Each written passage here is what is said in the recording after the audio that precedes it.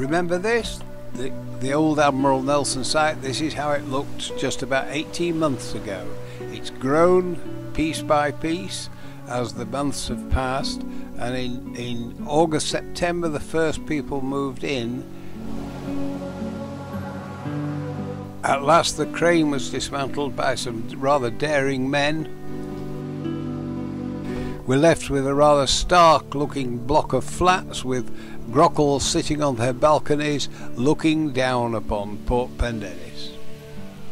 The most expensive project undertaken by the estate every year is the redecoration of one segment of the village. In 2016 this was the turn of Tregenna Court, and during the process the interiors of the buildings were redecorated and the tired and worn carpets were replaced. Remember this mysterious occurrence when a lamppost in St Smithick Way simply fell down? It proved that the root at the base of the column had simply rusted away. Your board recognised that if more suffered from rust, they too would fall. It was felt there were probably too many lamps in the village. Some selected lamps were removed and no further roots were found to be rusting. Nobody seemed to miss the lamps that had been removed. Those posts that have been removed will be replaced with low-level bollards until the light levels are judged correct. The remaining lamppost roots will be checked and replaced as necessary. The board had long had concerns about the Tregenna bin store, which was felt to be unsuitable.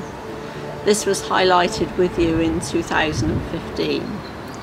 After consideration, a lot of discussion and looking at other possible sites, but sites were found not to be any good, the location that you see here was chosen and the work commenced during the... One of the problems faced was what to do with rocks which weighing about 5 tons each. Mike Webb said it'd take them to line the edges of his car park.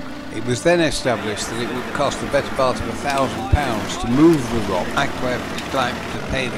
Approaches were made to the harbour commissioners and to the dock. Adverts were placed in the local papers, but everybody had the same problem: how to move them. A deal was struck with Tim Marsh and Company to uplift the rocks and move them to his quarry, all at no charge to Port Pendennis, thus saving us about £1,000 on the moving of the rocks. Within a single day, 130 tons of rocks for the Port Pendennis site by the Marsh heavy machinery.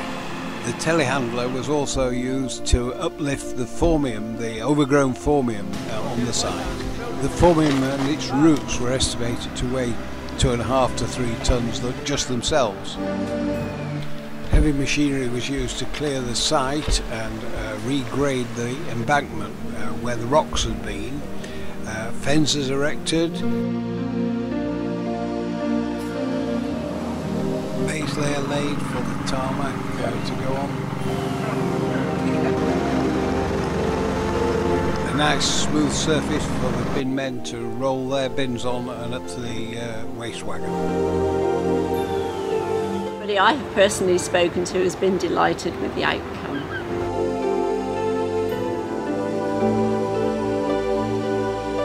The anodes on the piles appear to be working quite well. They're metal. It seems to be aluminium or some oxide of aluminium which is gathering onto the piles and protecting them against corrosion. We are fortunate in that we have an owner who has worked for many years in the oil industry on corrosion. Peter Gledhill has done a survey on the anodes and checked the efficacy of the anodes in the various points as shown. The net result is that the anodes are working well, but further reports and surveys have to be done in the future. There is a copy of Peter's report available to view at this meeting. We can forward copies to owners on request. During last year, South West Water took over the running of the pumping station situated near the tennis courts. This is land that is leased to us by the marina, and although the responsibility was for the marina to look after the pumping station, now been taken over by South West Water, and so the area was securely fenced. A remaining known problem is the Port Pendennis fencing next to the TA centre, which is collapsing. There's a lot of foliage which has to be cleared before much can be done, but it is in progress. Thank you for attending our AGM today.